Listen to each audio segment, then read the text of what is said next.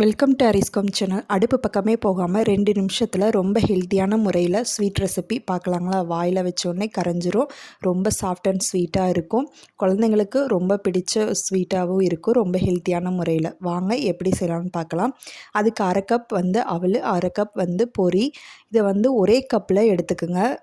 தனித்தனியாக எடுக்காமல் ஒரே கப் அளவுக்கு எடுத்துக்குங்க. எடுத்துகிட்டு இது ஒரு மிக்ஸி ஜாரில் நம்ம சேர்த்துக்கலாங்க. இது கூட பார்த்திங்கன்னா எந்த கப்பில் நம்ம அவ்வளோ பொரியை எடுத்தோமோ அதே கப்பில் 1 கப் அளவுக்கு சர்க்கரை சேர்த்துக்கலாம். நல்லா சேர்த்துட்டு இது நல்லா பொடியாக நல்லா நைஸாக அரைச்சி எடுத்துகிட்டு வந்துடலாங்க. எடுத்துகிட்டு வந்துட்டு இப்போ ஒரு பாத்திரத்துக்கு இதை அப்படியே மாற்றிடலாம். இது கூட பார்த்திங்கன்னா காய்ச்சி ஆற வச்ச பால் 1 கப் அளவுக்கு நான் எடுத்திருக்கேன். எந்த கப்பில் பொரியும் அவ்வளோ எடுக்கிறீங்களோ அதில் 1 கப் அளவுக்கு எடுத்துக்கோங்க. இதில் கொஞ்சமாக சேர்த்துக்குங்க. பால் நமக்கு அதிகமாக தேவைப்படாது. நம்ம காய்ச்சி ஆற வச்ச பால் 1 கப் எடுத்து வச்சுக்கிறது நல்லது தான்.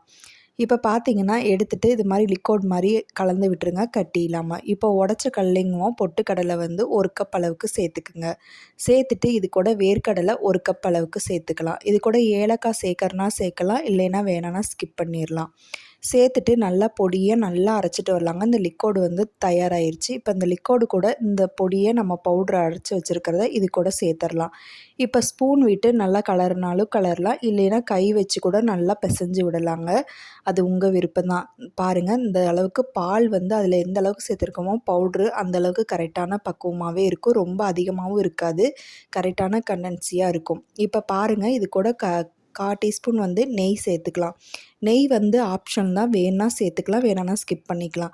நெய் சேர்க்குறப்ப இன்னுமே வாசம் நல்லாயிருக்கும், டேஸ்ட்டுமே ரொம்பவே நல்லாயிருக்கும். இப்போ ஒரு பாக்ஸ் எடுத்துக்கலாம். ஒரு பாக்ஸில் நெய் தடவிட்டு இதை அப்படியே மாற்றிடலாம். இப்போ பாருங்கள், நெய் தடவி வச்சுருக்க பாக்ஸுக்கு அப்படியே அதை ட்ரான்ஸ்ஃபர் பண்ணியாச்சு. இப்போ ஸ்பூனை வச்சு நல்லா டேப் பண்ணி விட்டுருங்க.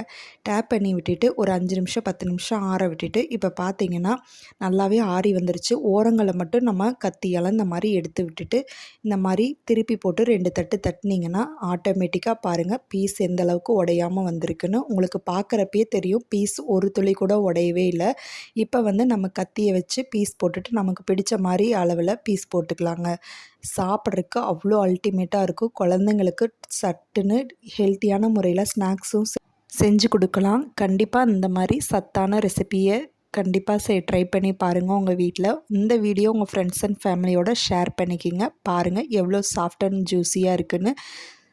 அவ்வளோ மெத்துன்னு இருக்குங்க. சாப்பிட்ட உடனே இன்னும் 10 சாப்பிட்ணுன்னு தோணும்.